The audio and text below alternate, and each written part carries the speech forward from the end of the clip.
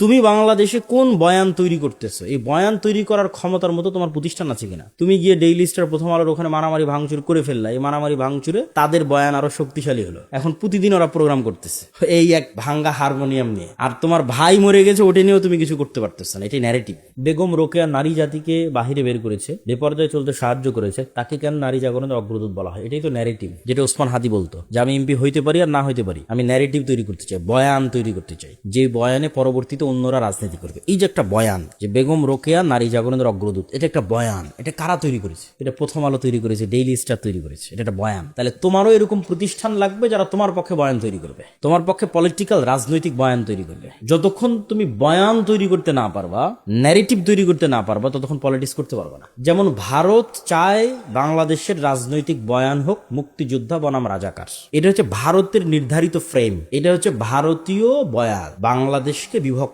করার। পৃথিবীর কোন দেশে জয় পরাজয়ের পর আর আলাদা করা হয় না কাউকে। ধরো মোহাম্মদ ইসলাম মক্কা বিজয় করলো, মক্কা বিজয় করার পর যদি বলে এই আবু সুফিয়ানের ছেলেরা আর যারা মক্কায় আমার বিরুদ্ধে যুদ্ধ করতো এরা সব রাজাকার, এদেরকে কোনো পদ দেওয়া যাবে না, এদেরকে কোনো দায়িত্ব দেওয়া যাবে না, কেন এরা রাজাকার, এরা তো আগে থেকে রাসূলের বিরুদ্ধে ছিল। তাহলে একটা রাষ্ট্র প্রথমেই ভেঙে যায়, একটা রাষ্ট্রের মধ্যে প্রথমেই বিভেদ তৈরি হয়ে গেল। মোহাম্মদ ইসলাম কি নেতৃত্ব দিবে, কি রাষ্ট্র তৈরি করবে? উনি তো আগেই ওনার জনগণকে ভাগ করে দিচ্ছে, যারা আমার সাথে মদিনায় ছিল ওদেরকে সব ক্ষমতা দিব, আর যারা আমার সাথে মদিনায় ছিল না, যারা মক্কায় আমার বিরোধিতা করেছে এদেরকে দিব না। বরং রাসূল সাল্লাল্লাহু আলাইহি ওয়াসাল্লাম কি করেছে তোমরা জানো? রাষ্ট্র পরিচালনার ট্রিক্স।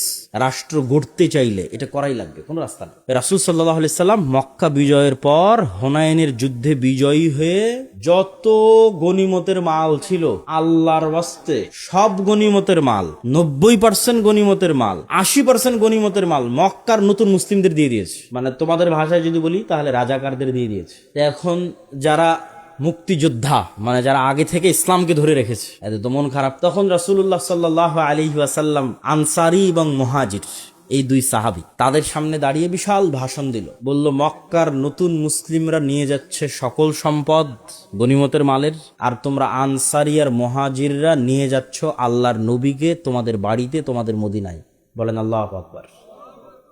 তখন ওই মদিনায় যে মুহাজির এবং আনসার সাহাবীরা ছিল ওদের চোখ দিয়ে পানি পড়তেছে। এটা কিন্তু এই কথাটার ভার বুঝতে হলে আপনাকে বুঝতে হবে আল্লাহর নবীর বাড়ি মক্কা, আল্লাহর নবীর শৈশব মক্কা, আল্লাহর নবীর কৈশোর মক্কা, আল্লাহর নবীর যৌবন মক্কা, আল্লাহর নবীর বংশ মক্কা, আল্লাহর নবীর স্মৃতি মক্কা। তাহলে মক্কা বিজয়ের পর মন কি চায় না যে আমি মক্কায় থাকি? কোন মানুষ নাই যার মন চাইবে না যে আমি মক্কায় থাকি? তো রাসূল সাল্লাল্লাহু আলাইহি ওয়াসাল্লাম বলছে মক্কার মানুষরা নিয়ে গেল টাকা পয়সা, আর মদিনার মানুষ তোমরা নিয়ে গেল মুহাম্মদ সাল্লাল্লাহু আলাইহি ওয়াসাল্লামকে। বলেন আল্লাহু আকবার।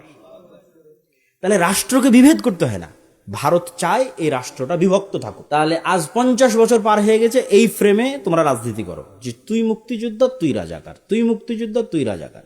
এই ফ্রেমে যতদিন রাজনীতি চলবে এই দেশ বিভক্ত থাকবে, দেশ উঠতে পারবে না, দাঁড়াতে পারবে না। আফগানিস্তানে যখন তালেবানরা দেশ বিজয় করলো, ওদের বিরুদ্ধে যত যোদ্ধা ছিল ওদের বিরুদ্ধে যুদ্ধ করেছে, সবকে বললো তোমরা যদি ক্ষমা চেয়ে মাপ চেয়ে আমাদের সাথে কাজ করো, তোমাদের সবাইকে নিজ নিজ পদে বহাল রাখা হবে। কে ব্যাংকের গভর্নর ছিল সে ব্যাংকের গভর্নর থাকবা, কে আর্মির জেনারেল ছিল সে আর্মির জেনারেল থাকবা, সবকে ক্ষমা। শুধু আমাদেরকে ক্ষমা চাইতে হবে এবং আমাদের নেতৃত্ব মানতে হবে।